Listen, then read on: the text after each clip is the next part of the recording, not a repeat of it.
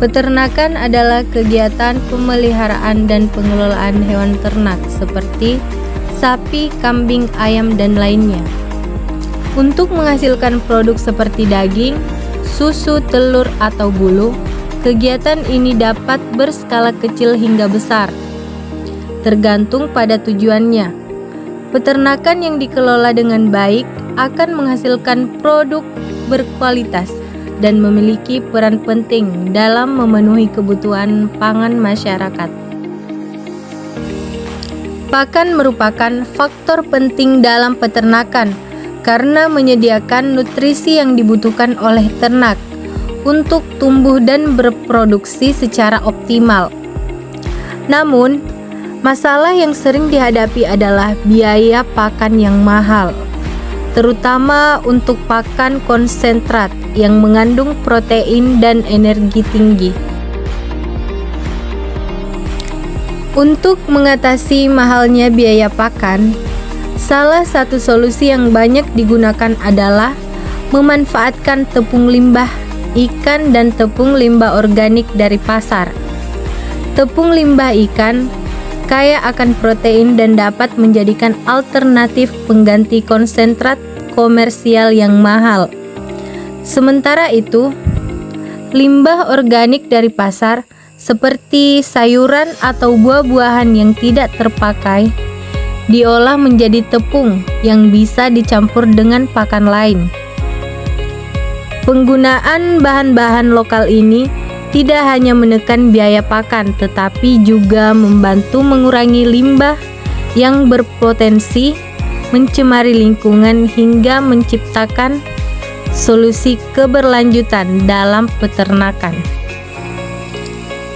Berikut adalah langkah-langkah dalam pembuatan limbah tepung ikan dan tepung limbah organik pasar. Langkah pertama, pengambilan limbah dari TPI dan pasar baik berupa limbah ikan ataupun limbah organik pasar. Dan adapun limbah yang digunakan yaitu semua jenis sisa-sisa ikan atau limbah ikan dan semua jenis limbah organik atau sayur-sayuran yang terbuang. Langkah 2, pencucian limbah ikan dan limbah organik pasar. Langkah selanjutnya, untuk limbah ikan, setelah melalui proses pengeringan, limbah tersebut dipotong dan ditumbuk agar memudahkan dalam proses penghalusan.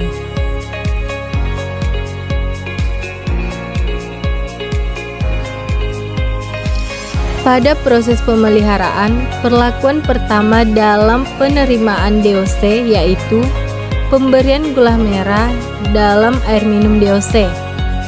Tujuannya yaitu sebagai sumber energi untuk DOC.